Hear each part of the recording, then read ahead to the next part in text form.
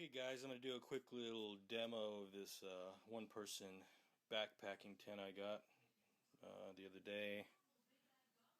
Hi-Tec's V-Lite 1. I'll set it up, trying to do some trekking pole options with this, keep the weight down as much as possible, see what I can come up with.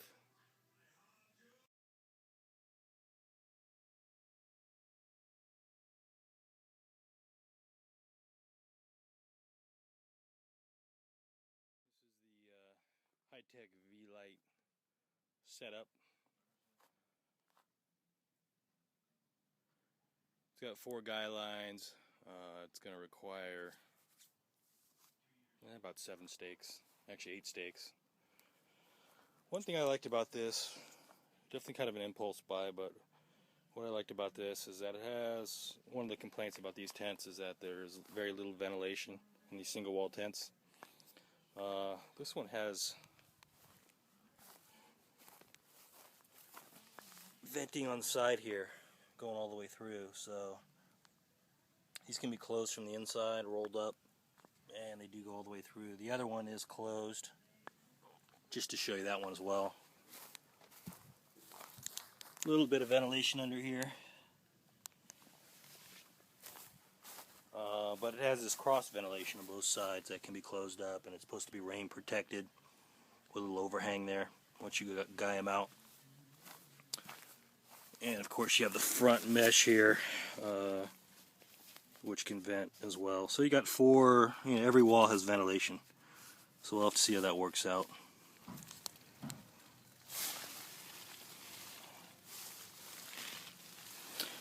It's actually not bad on the inside as far as space for a one-man tent. Definitely more roomy than my solitaire. There's the vents from either side.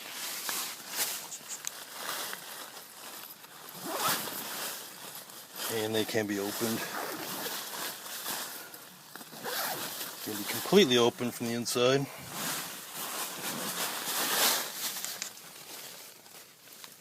And then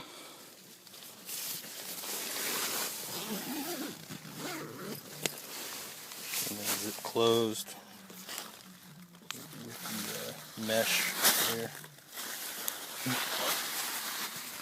So I think that'll help in ventilation. Of course, I haven't really used it yet, so we'll have to see how it works out.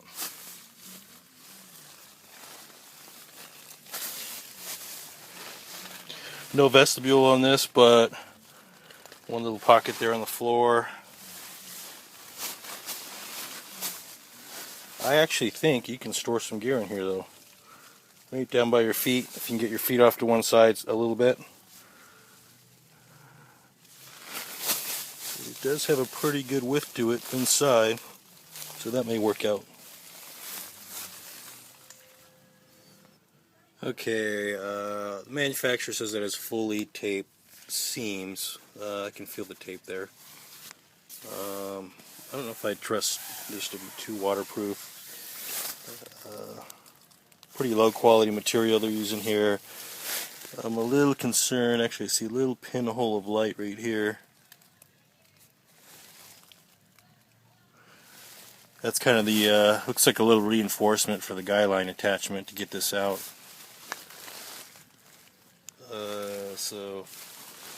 And the sewing's a little rough looking, so it's definitely a little rough on finish.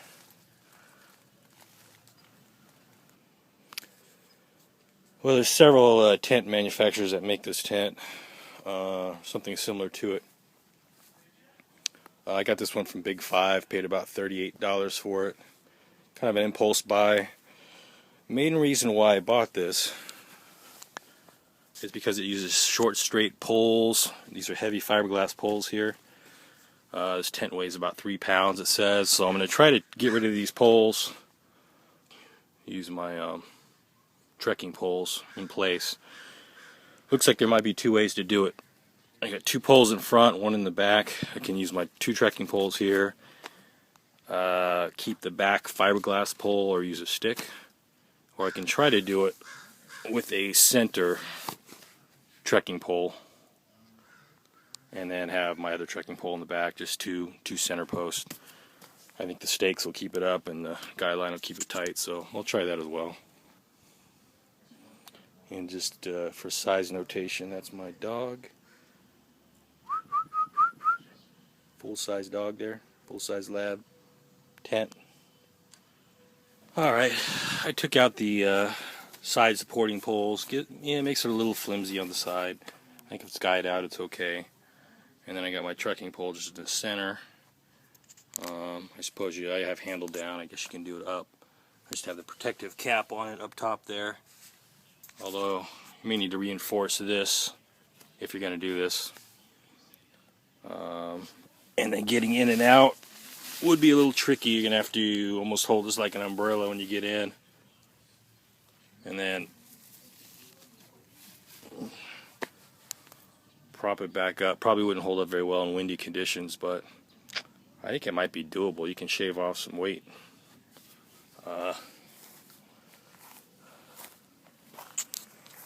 Over here, you can also do a single pole. This has a single trekking pole. Although you will have to dig a hole, at least with mine. Mine don't get good. Mine are a little too long to do this with. Go get him. But with this, yeah, I can dig a hole, do a trekking pole in the back, or include this pole, and brings the overall carry weight up a little bit. Alright, here's what comes with it.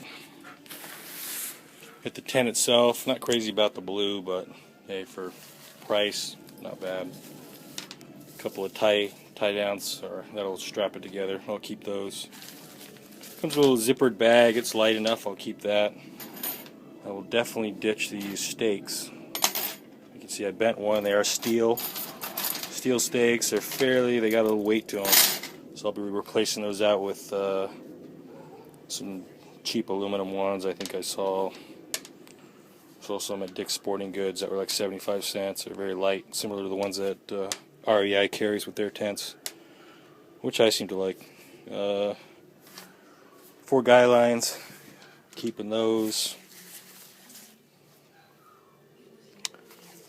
Won't be needing this because of the poles, so I'm going to ditch these poles. Pretty heavy fiberglass. Yeah, even the back pole has some weight to it. I'm sure I'll save a pound.